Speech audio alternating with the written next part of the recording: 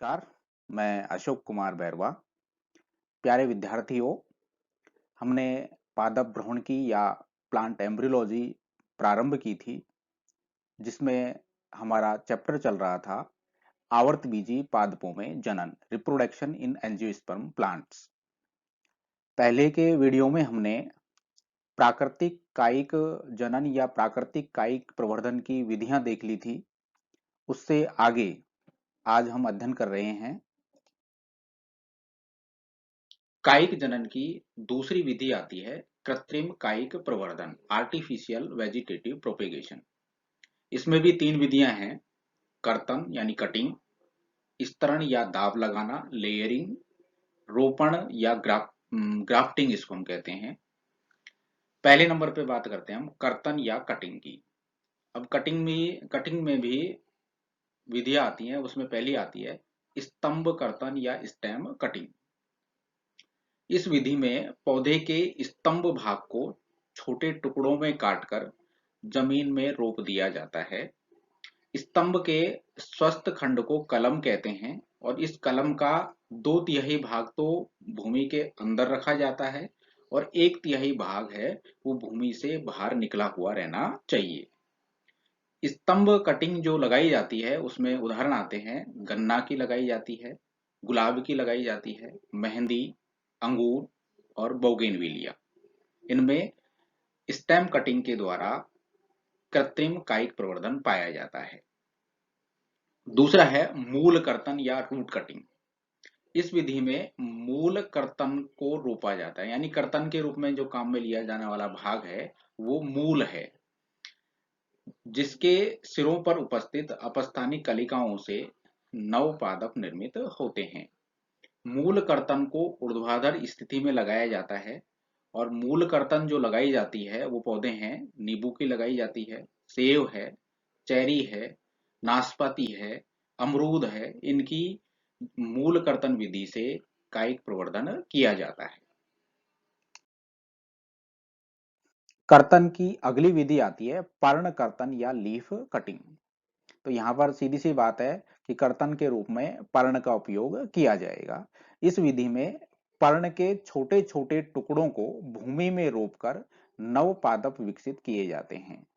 उदाहरण है इसके पत्थर चट्टा और बिगोनिया। तो ये कटिंग या कर्तन की विधि होगी। अब दूसरे नंबर पे जो विधि आती है वो है स्तरण या दाब लगाना, यानी लेयरिंग।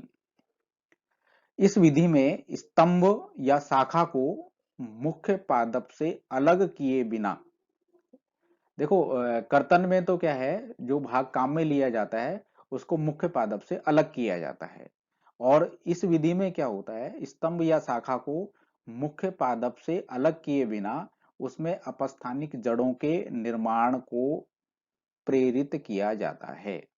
अब इसकी दो विधियां हैं, एक तो टीला दाब विधि या दब्बा लगाना जिसको बोलते हैं, और दूसरी है वायु दाब विधि या गुट्टी लगाना जिसको बोलते हैं। तो इन दो विधियों के द्वारा स्तरण या दाब लगाने की विधि संपन्न होती है। पहली विधि आती है टीला दाब विधि या दब्बा लगाना। इसमें क्या करते हैं, गीली मिट्टी में पौधे की निचली टहनियों को दबाने की प्रक्रिया को दब्बा लगाना कहते हैं। तो दब्बा लगाना क्या है, मुख्य जो पादप है उससे उसकी जो टहनी है, निचली टहनी जो है उसको झुका करके जमीन के नीचे दबा दिया जाता है मिट्टी से। इस विधि में पौधे के तने की किसी निचली शाखा को झुकाकर जमीन में इस प्रकार दबा देते हैं कि एक या अधिक पर्व संधि जमीन में दब जाए। ये पर्व संधि का दबना जरूरी है क्योंकि जड़ें जो हैं वो यहीं से निकलती हैं, तथा शाखा का शीर्ष भाग जिसमें पत्तियां लगी होती हैं वो जमीन से बाहर निकला रहे। ये इस तरीके से हम लगाते हैं। ये वृक्ष एक पौधा है और उसकी ये शाखा है, उसको यहाँ से, ये जमीन का लेवल है ये, और इसको जमीन के अंदर दबा दिया है। यहाँ पर मिट्टी है हमने डाल दी है और इसकी जो पत्तियां हैं वो जमीन से बाहर निकली हुई रहती हैं, जमीन से बाहर निकला हुआ रहे। दबे हुए हिस्से को गीली मिट्टी की परत से अच्छी प्रकार से ढक दिया जाता है। कुछ समय पश्चात इस दबे हुए हिस्से से अपस्थानिक जड़ें फूटने लगती हैं। इसके पश्चात दाब को मात्र पादप से काट करके अलग कर लिया जाता है। उसके बाद में जब इसमें जड़ें निकल आती हैं तो यहाँ से इसको काट करके और फिर ये मूल जो पौधा है उससे अलग कर लिया जाता है। अब यह एक स्वतंत्र पादप का निर्माण कर लेता है। और इस विधि के द्वारा जो जनन पाया जाता है वो चमेली में होता है, मोगरा में होता है और स्ट्रॉबेरी के अंदर होता है। सेकंड विधि आती है वायु दाब विधि या गुट्टी लगाना, एयर लेयरिंग या गुट्टी मेथड इसको बोलते हैं। इसमें क्या होता है, इस विधि का प्रयोग वृक्षों में किया जाता है, जो ज्यादा लंबे पौधे होते हैं उनमें किया जाता है, जिनकी शाखाएं मोटी होती हैं। इस विधि में शाखा के स्वस्थ भाग पर चारों ओर भारी परत या छाल को वलय के रूप में हटा दिया जाता है। ये पौधा है और इसकी ये शाखा है। तो सबसे पहले तो क्या करते हैं, इस शाखा के जो बाहर छाल होती है उसको हटा दिया जाता है। उसके बाद में ये छाल को हटाने की जो प्रक्रिया है इसको वलयन कहते हैं। छाल रहित भाग को मॉस, गीली मिट्टी या गीली रुई से ढक दिया जाता है। बाद में इसको गीली रुई से ढक दिया जाता है। इस ढके हुए भाग को गुट्टी कहते हैं। अब इस गुट्टी पर बूंद बूंद पानी दिया जाता है और इसके साथ में क्या करते हैं, इसके ऊपर जो टहनी है, जो शाखा है, उस पर एक मटकी बांधी जाती है और उसमें छेद कर करके एक रस्सी डाल दी जाती है जो इसके ऊपर बांधी जाती है। तो इसे बूंद बूंद पानी इस पर आता रहेगा। 4 से 8 सप्ताह के बाद इस पर जड़ें दिखाई देती हैं। इस जड़ युक्त भाग को मुख्य पादप से अलग करके मिट्टी में रोप दिया जाता है। यहां से इसको जैसे ही इसमें जड़ें निकल आती हैं तो फिर उसको यहां से काट करके दूसरी जगह पर रोप दिया जाता है। इस विधि से जो जनन पाया जाता है वो अनार में, अमरूद में, नारंगी में और लीची में पाया जाता है। कृत्रिम कायिक प्रवर्धन की तीसरी विधि आती है रोपण या कलम बांधना, ग्राफ्टिंग। इस विधि में दो अलग अलग पौधों के हिस्सों को इस प्रकार जोड़ते हैं कि वे संयुक्त होकर एक नए पौधे के रूप में वृद्धि कर सके। इस प्रकार दो पौधों को जैविक रूप से जोड़ने को कलम रोपण कहते हैं। यहाँ पर क्या है, इस विधि में दो पौधे हैं, उनके काम में लिया जाता है। पौधे का निचला भाग है वो अलग होता है, दूसरा भाग है वो अलग होता है। वांछित किस्म के पादप के उस हिस्से को जिसका रोपण किया जाता है कलम कहते हैं। कलम जो है वो तो वांछित गुणों युक्त पौधा होता है और निम्न गुणों वाला दूसरा पादप जिस पर कलम लगाई जाती है उसे स्कंद या स्टॉक कहते हैं। ये नीचे का हिस्सा होता है जो थोड़ा हार्ड होता है, जिसमें जल अवशोषण करने की क्षमता अच्छी पाई जाए। कलम व स्कंद को इस कस करके बांध देते हैं ताकि दोनों का एधा संपर्क में रहे। दोनों की एधा संपर्क में आएगी तब ही वो सही तरीके से जुड़ पाएंगे, अन्यथा नहीं जुड़ पाएंगे। कुछ समय पश्चात दोनों एधाएं आपस में जुड़ जाती हैं। यह विधि आर्थिक रूप से उपयोगी पौधे जैसे गुलाब, आम, अमरूद, सेब आदि में प्रयोग होती है। रोपण की निम्न प्रमुख विधियां हैं। अब रोपण की भी कुछ विधियां हैं, जिसमें पहली विधि आती है जीभी या जिव्यारोपण, विप या टंग ग्राफ्टिंग। इसमें स्कंद व कलम, स्कंद नीचे का पार्ट होता है और कलम जो इसके ऊपर वांछित गुणों युक्त पादप है रोपा जाता है वो वाला पार्ट होता है। तो इसमें स्कंद और कलम समान मोटाई के होते हैं, एक बात तो ये।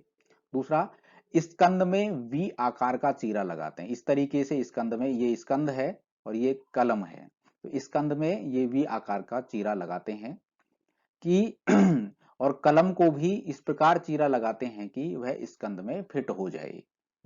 ये कलम है और कलम में इस आकार का चीरा लगाते हैं कि ये स्कंद है, इसमें आसानी से बैठ जाए। और फिर दोनों को कस करके से बांध दिया जाता है।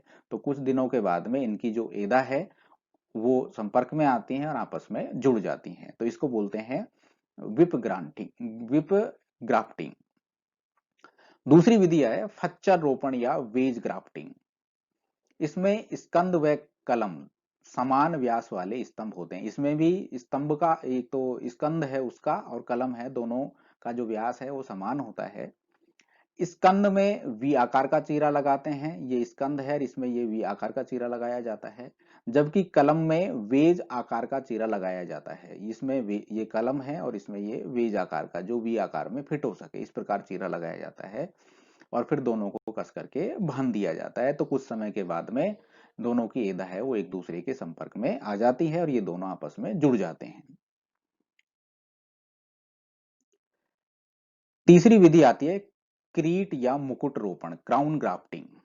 इसमें स्कंद की मोटाई कलम से कई गुना अधिक होती है। स्कंद जो नीचे वाला पार्ट होता है वो अधिक मोटाई वाला होता है। इस प्रकार एक स्कंद पर कई कलम रोपित की जा सकती हैं। इसमें क्या होता है, ये जो है ये ज्यादा मोटाई का होता है और इसमें कई सारी कलम है एक साथ हम रोप सकते हैं।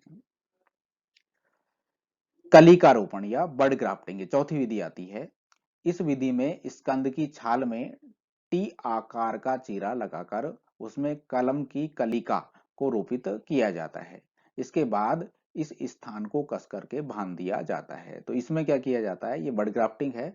तो जो स्टॉक जो है उसमें यहाँ पर एक टी आकृति का चीरा लगाया जाता है और यहाँ पर कलम के रूप में जो बड है उसको लगा करके इसको फिर बांध दिया जाता है। तो इस प्रकार कृत्रिम जो कायिक जनन है वो तीन विधियों के द्वारा संपन्न होता है, कर्तन के द्वारा, लेयरिंग के द्वारा या स्तरण के द्वारा, और तीसरी विधि आती है वो रोपण या ग्राफ्टिंग के द्वारा। तो इस प्रकार से अब तक हमने रिप्रोडक्शन इन एंजियोस्पर्म प्लांट में अलैंगिक जनन की जो विधियां हैं वो हमने देख ली हैं। अब आगे के जो वीडियो है उसमें हम सेक्सुअल रिप्रोडक्शन है उसके बारे में विस्तृत अध्ययन करेंगे।